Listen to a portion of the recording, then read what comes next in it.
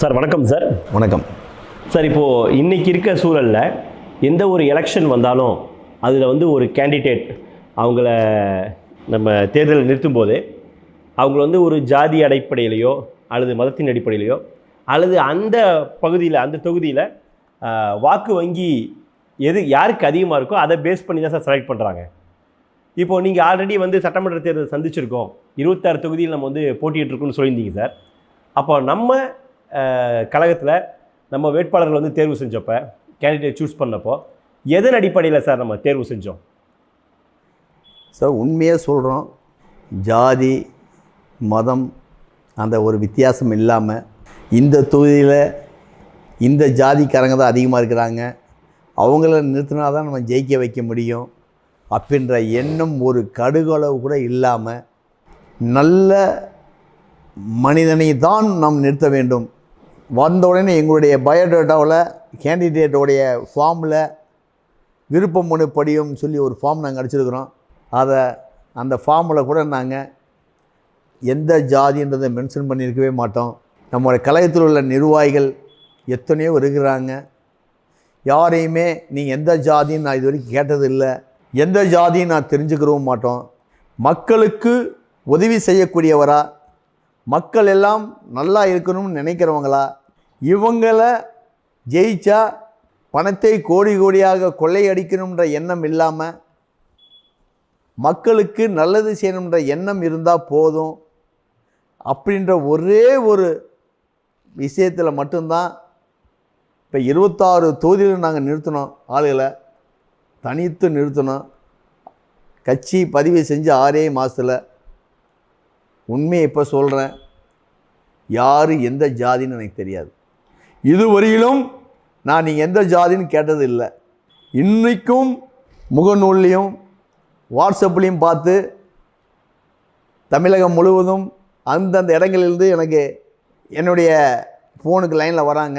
Sir, இந்த கட்சி உங்களுடைய நோக்கங்கள் உங்களுடைய கொள்கைகள் நல்லா இருக்குது, நான் பார்த்தேன், நான் உங்கள் கட்சியில் சேரலாமா, சேர்றதுக்கு என்ன வழிமுறைகள் அப்படின்னு நாம் பேசும்போது ஒருத்தர்கிட்ட கூட நான் நீங்கள் என்ன ஜாதி, நீங்கள் என்ன மதம் அப்படின்ற விஷயத்தை இது வரைக்கும் நான் கேட்டதும் இல்லை.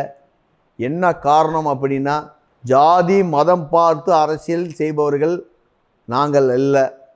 நாங்கள் உண்மையாகவே நல்ல எண்ணத்தோடு மக்களுக்கு நல்லது செய்யணும்னு நினைக்கிறவங்களை மட்டும்தான் நாங்கள் தேர்தலில் போட்டியிடறதுக்கு வாய்ப்புகள் கொடுப்போம்.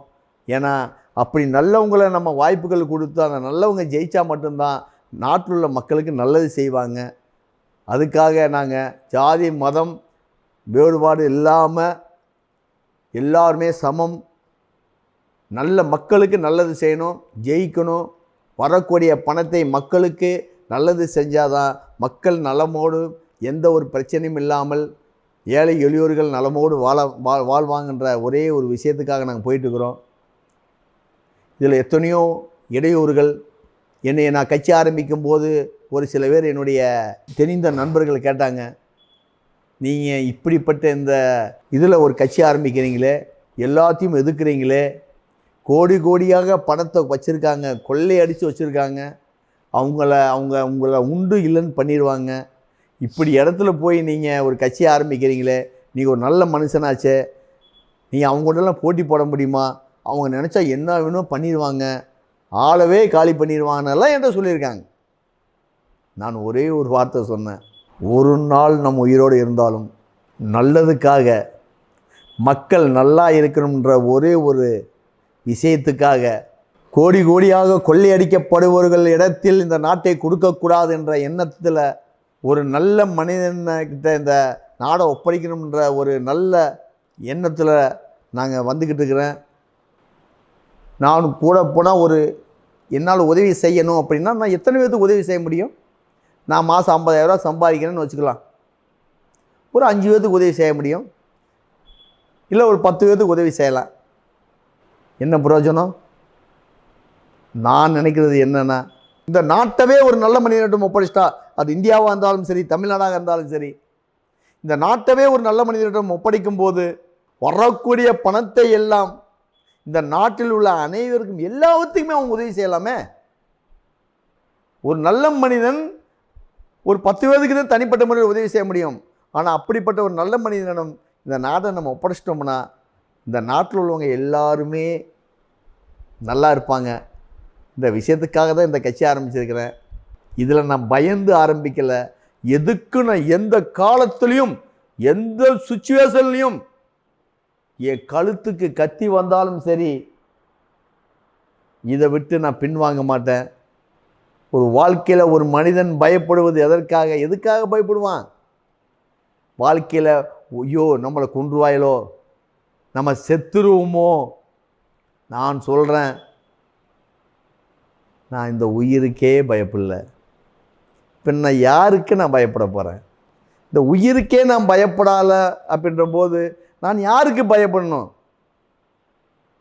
யார் வந்தாலும் பார்த்துக்கொள்ளலாம் என்ற தைரியத்தோடு என்னுடைய நோக்கம் என்ன அப்படின்னா, கோடி கோடியாக கொள்ளையடிக்கிறவங்கள தூக்கி எறியணும். ஒரு நல்ல மனுஷங்கிட்ட அந்த நாடை ஒப்படைக்கணும். ஒவ்வொரு தொகுதியையும் ஒவ்வொரு நல்ல மனுஷனிடம் ஒப்படைச்சு இந்த நாட்டை ஒரு நல்ல மனுஷனிடம் ஒப்படைச்சிட்டோம்னா நம்ம உயிரோடு பிறந்து வளர்ந்ததுக்கு ஒரு அர்த்தம். அதுதான்.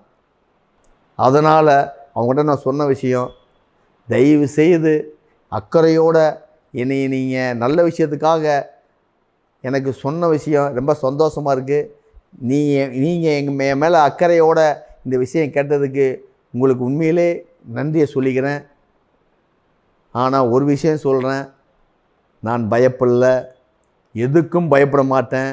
கெட்ட மனிதர்கள் கோடி கோடியாக கொள்ளையடித்தவங்கெல்லாம் மக்கள்கிட்ட போய் எனக்கு ஓட்டு போடுங்கன்ற கேட்குறாங்களே, வெக்கம் இல்லாமல் கோடி கோடியாக கொள்ளையடிச்சுமே மக்களுடைய பணத்தை கொள்ளையடிச்சிட்டு மறுபடியும் அதே மக்கள்கிட்ட போய் நம்ம கையேந்துருமே அப்படின்ற வெக்கம் சூடு சொரணை இல்லாதவங்க ஓட்டு கேட்கும்போது நம்ம யாருக்கும் எந்த தீங்கும் செய்யாமல் மக்கள் நல்லா இருக்கணும்னு நினச்சி நாட்டிலுள்ள மக்கள் அனைவரும் அமைதியோடும் வளமோடும் நல்லா இருக்கணுன்ற எண்ணத்தில் வரக்கூடிய நம்ம ஏன் மக்கள்கிட்ட போய் தைரியமாக பேசக்கூடாது, ஏன் மக்கள்கிட்ட எடுத்து சொல்லக்கூடாது அப்படின்னு அவங்ககிட்ட சொன்ன உடனே அவங்க சொன்னாங்க ஒரே ஒரு வார்த்தை, நாங்கள் என்னமோ நினச்சோம், ஆனால் நீங்கள் சொல்கிற விஷயம் உண்மையாகவே நல்லா இருக்குது அப்படின்னு சொல்லி இன்றைக்கி அவங்க எனக்கு ஒரு உற்சாகத்தை அவங்க எனக்கு கொடுத்துக்கிட்டு இருக்கிறாங்க.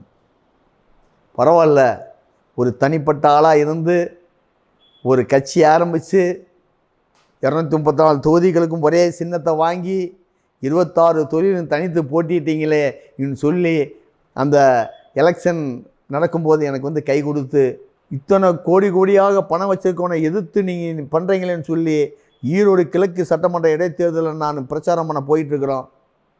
உண்மையை சொல்கிறேன், அவ்வளோ ஒரு கிரிட்டிக்கலான ஒரு இடம். மக்களை வீட்டை விட்டு வெளியே விடலை.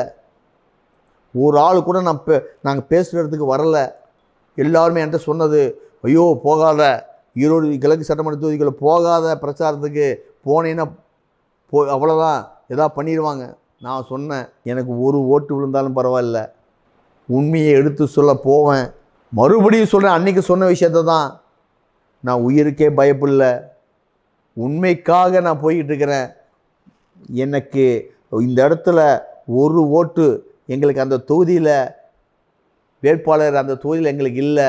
அடுத்த தொகுதியிலேருந்து ஒரு ஆள் நான் நிறுத்தி 10,000 20,000 5,000 கொடுத்து ஓட்டு வாங்கக்கூடிய அந்த இடத்துல நான் சொன்னேன், எனக்கு ஒரு ஓட்டு கிடைச்சாலும் போதும், மக்கள்கிட்ட போய் உண்மையான விஷயத்தை எடுத்து போகணும். அவங்க ஓட்டு போகிறாங்களோ ஓட்டு போடலையோ அது முக்கியமில்லை, உண்மையான விஷயங்களை மக்கள் இடத்துல எடுத்துக்கொண்டு போய் சேர்க்கணுன்றதுக்காக 20 நாள் கடுமையாக இரவும் பகலும் பார்க்காம கஷ்டப்பட்டோம், உழைச்சோம்.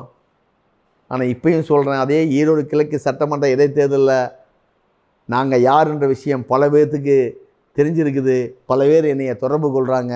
உண்மையிலே நீங்கள் பாராட்டுறங்க, நீங்கள் உண்மையிலே ஒரு நல்ல நோக்கத்துக்கு வந்திருக்கீங்கன்ற விஷயம் என்கிட்ட பேசும்போது எனக்கு அவ்வளோ மகிழ்ச்சியாக இருக்குது.